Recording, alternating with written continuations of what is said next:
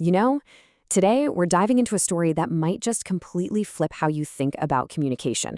We're going to really unpack the mechanics of empathy here, and we'll do it by looking at how a ridiculously simple, everyday object, I'm talking about a single piece of furniture, ended up completely transforming an entire community.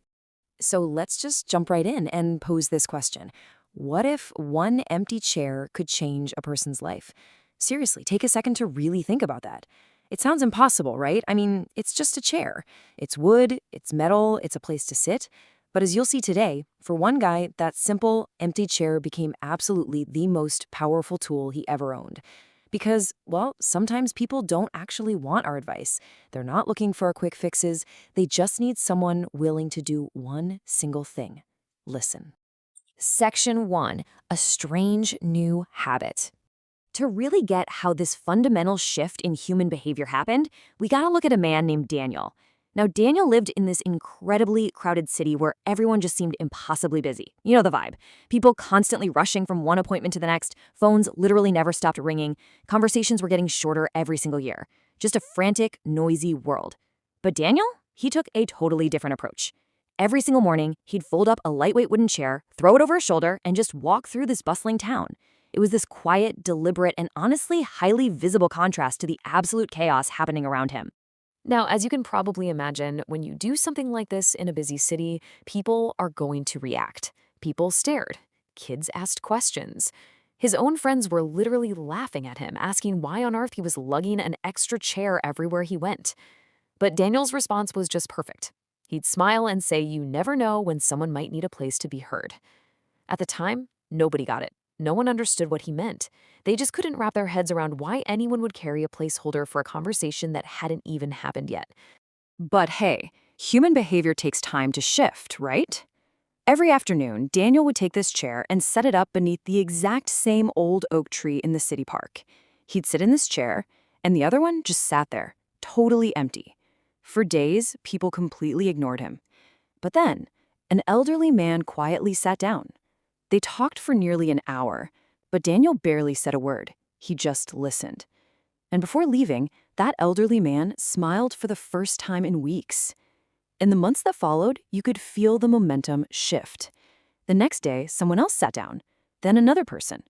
Slowly but surely, this empty chair became a recognized stable throughout the entire town.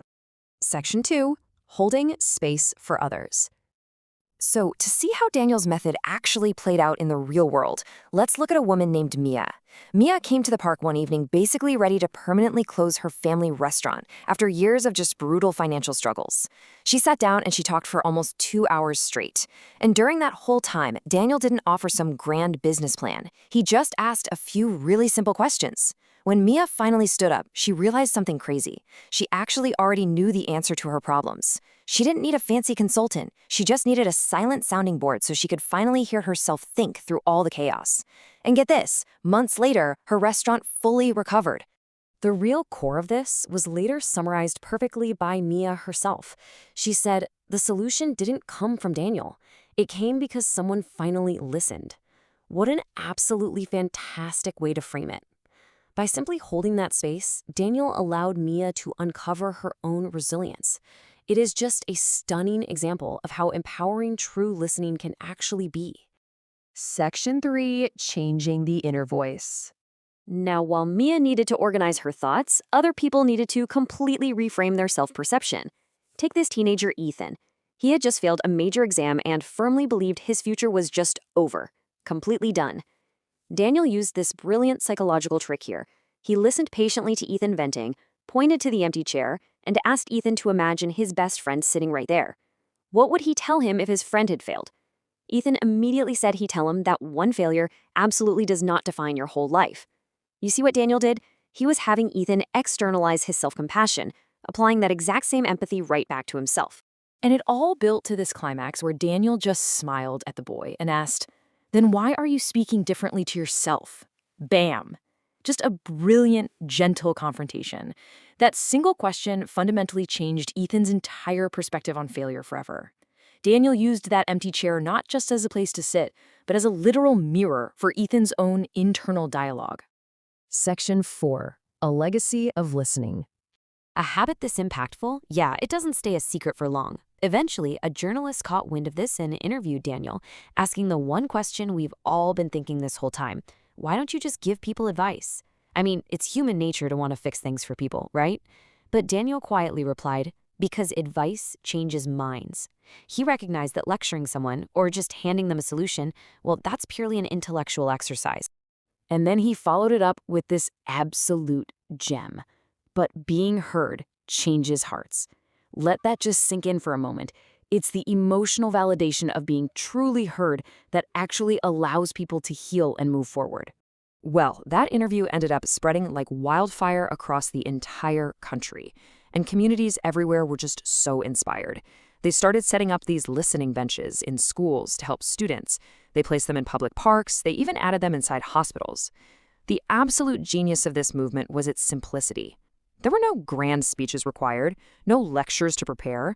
The only things you needed were 2 chairs and the willingness to give someone your time.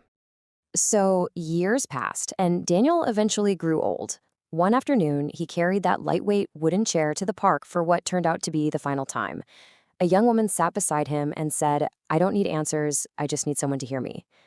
Daniel smiled, told her she'd come to the right place, and they talked right until the sun went down. And when she left, that young woman quietly folded the empty chair and told Daniel, "I'll bring it tomorrow." The torch had been passed. The tradition was going to live on. After Daniel passed away, the town made sure his legacy was permanently cemented into their community. They actually installed 2 bronze chairs right beneath that very same old oak tree. And right between them, they placed this small plaque that reads, "Everyone deserves to be heard." The beautiful part? People still visit it every single day. Friends, families, total strangers.